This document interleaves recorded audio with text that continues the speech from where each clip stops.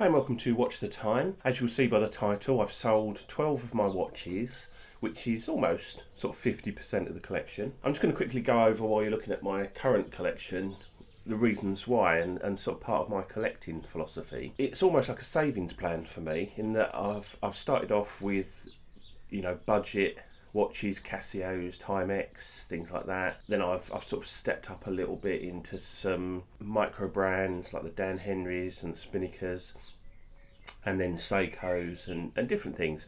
And I've just sort of gradually built up a collection. But what I've tried to do is buy watches at good prices, at good deals, watches that I think are going to be popular as well. And I tend to like popular watches, so I think that watches that I buy and really like, I can then sell on and not lose any money on. And we're talking quite tight margins. When you're only spending up to a couple of £100 on watches, you could easily lose quite a bit of money, but it's not so easy to make a bit of money. But I sold, I think out of the 12 watches that I sold, I think 5 of them or 4 of them were Seikos, and I made money on every single one of them. And we're not talking loads of money, but when you're buying a watch for maybe £120 and you can sell it for £170 and make about £40 profit after fees and things, that's quite good. And all that money then goes towards the next watch. And I wanted to buy a particular watch, which I'm going to do the unboxing of in a minute, which cost quite a lot of money. I mean, new, they're about $1,500, about £1,250,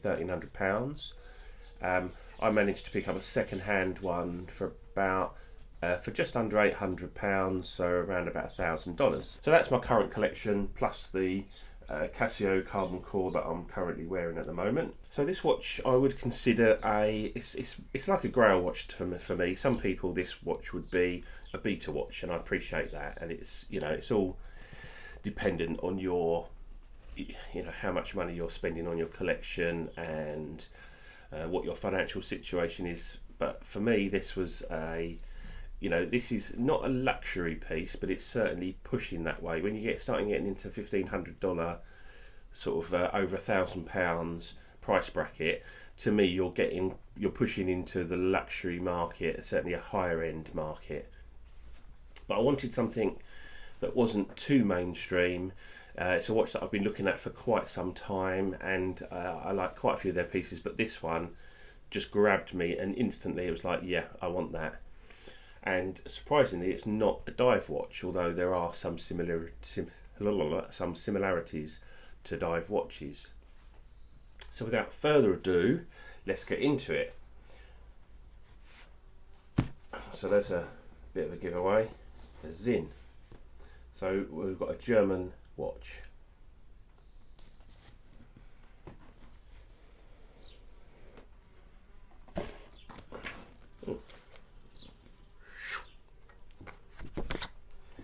So in the watch, box, we've got the manual. I won't show the manual because that will give away the watch. And there's a warranty card, etc. in there.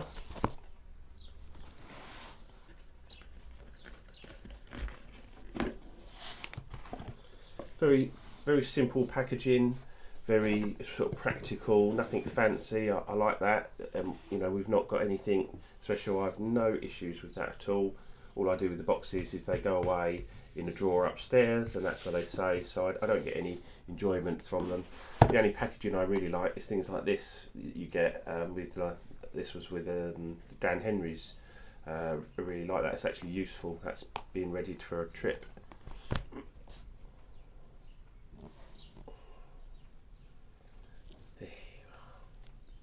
Isn't she lovely? The Sinn 104.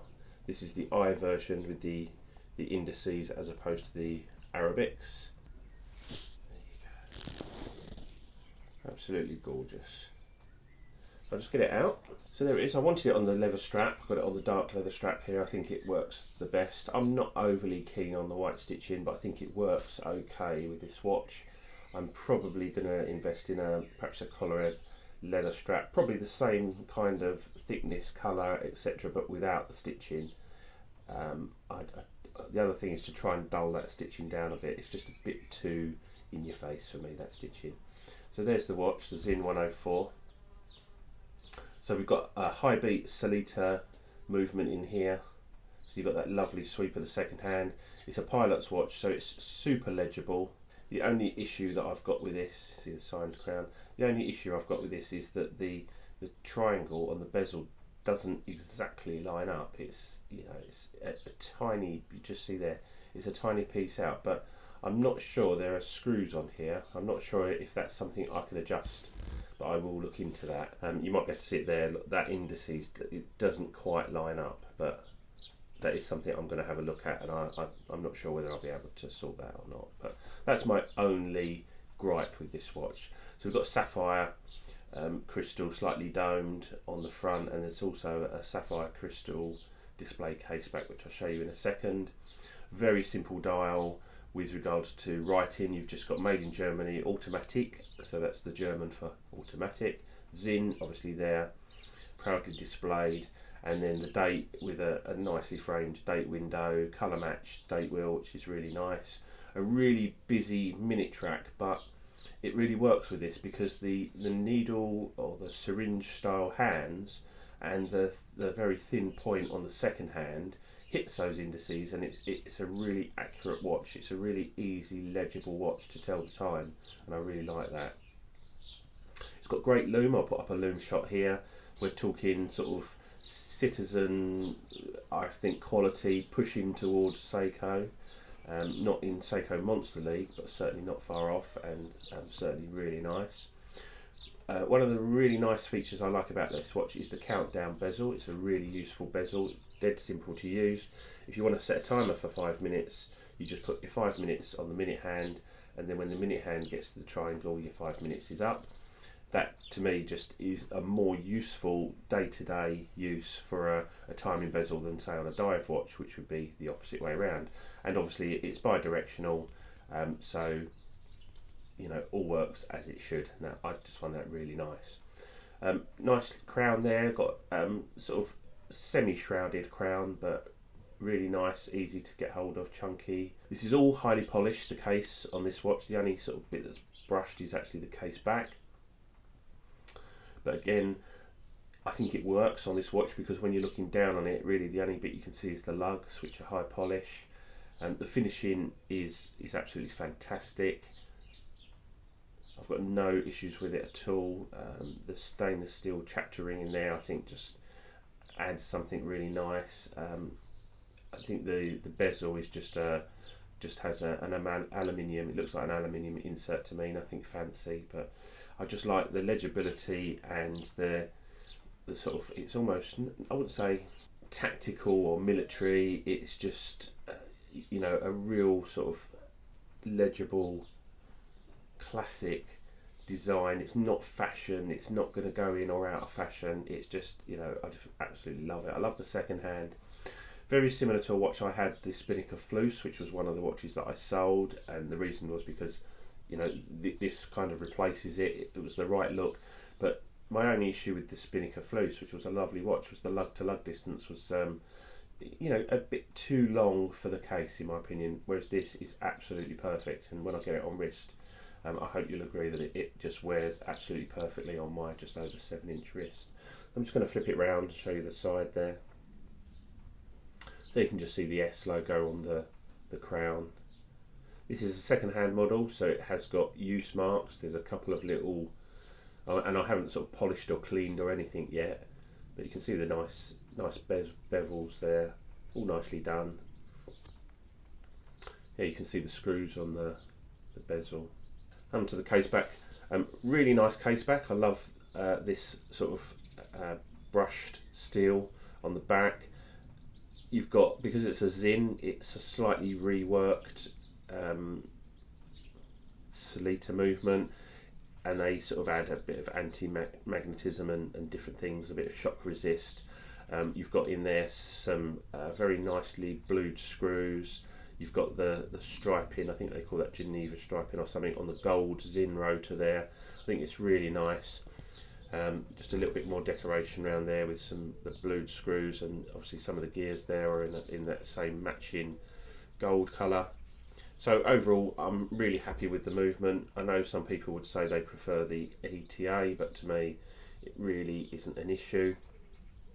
I think this is a really good, robust movement. It's been worked on by Sinn. I understand that these are highly accurate. These watches, they run well within specs, and I just think it's really nice. I like the way the caseback is integrated there, and obviously it's a screw down crown, screw down caseback. It's a 200-meter water resist pilot's watch, which is unusual. Quite often in a pilot's watch you'll only get sort of a maximum of 100, and that's where this kind of, you know, when you look at the case back and the screw down crown and the crown guards, you know, there's a hint of diver watch about it. Really nice and legible, but you know, ultimately it is a pilot's watch. So yeah, absolutely love it. I think that's fantastic. I could look at that for a long time. The strap that comes with it, as I say, apart from the white stitching, is really nice. We've got 20mm lugs. The case is about 40mm and the lug to lug is about 46, 47 I think on this. I'll do all that in the proper sort of full length review. So the strap, really nice leather, as you can see there, it's conforming nicely. It's nice and thick and chunky. It's going to last for a long time. You've got the stitched in keeper there and the free floating keeper. Really nice Sinn on the buckle there, really nice quality. Yeah, the only thing I say I don't particularly like is the white stitching, but I could put a bit of shoe polish on there and perhaps discolour it a bit. So I'll just get it on wrist, and then I'll also show you some footage of it outside as well. So there it is on my just over 7-inch wrist. It's just a fantastic size watch. You've got loads of dial there, so it's really legible, but it's not big, it's not chunky, it's not brash, it's not shouting out, I'm an expensive watch. There you can see the lug to lug is well within the sort of the confines of my wrist, so it wears absolutely beautifully. On the leather strap, it's lightweight, it's comfortable. You can get this on a stainless steel bracelet, but this one came up. I would have preferred to have both, so I could try it on the bracelet, and I may get one at some point, but my intention was to always wear this on the leather, so I'm really happy with it on the leather bracelet. Sorry, on the leather strap. And I just think it works brilliantly. It wears just so comfortably. It's one of these watches I put on and I was instantly, oh yeah, this is a daily wear. I've worn it yesterday and all last night. I slept in it, no problems at all. It doesn't catch on anything. It's a little bit dressy in that I think you could get away with this with a suit, no problem. You couldn't get away with it with shorts and a t-shirt. So I think, it's a really versatile. I mean, this could be, if you've got a collection of watches, maybe 2 or 3 watches, this would make a great addition to that. I mean, it would make a great everyday watch, to be honest, but I could never just have one watch. So, if you had, say, this, a Monster and G-Shock would probably be my 3. And that would be a great little collection, I say the 200 meters water resistance means it's got a bit about it. It's going to be robust. It's going to take a bit of a beating. The case is obviously all polished, so it's going to get a little bit scratched up. That doesn't bother me. I think that will just age really nicely, and yeah, I just absolutely love it. I can't tell you how happy I am with this. I've sort of had my eye on an Omega Speedmaster reduced, but when I saw this I thought, do you know what, I know a lot of people are going to say, who's Sinn? I mean, I went into a watch shop the other day that sold Oris, Tudor, all sorts of stuff, and I said, oh, do you sell Sinn watches? And he didn't even know what they were. So even amongst watch shops and places, that they don't know what these are. So I like that sort of subtle discreetness about it, but it oozes quality, and anyone can see that when you start looking and playing this watch. The quality is there to be seen. So I'm going to wrap this up. Sorry it's gone on a bit too long, this video, but I'm just absolutely loving this watch. This is Watch the Time. Please like, subscribe, comment, and I will have a longer term review and a full review on the Sinn 104 coming up soon. Anyway, for now, I'll see you soon. Cheers.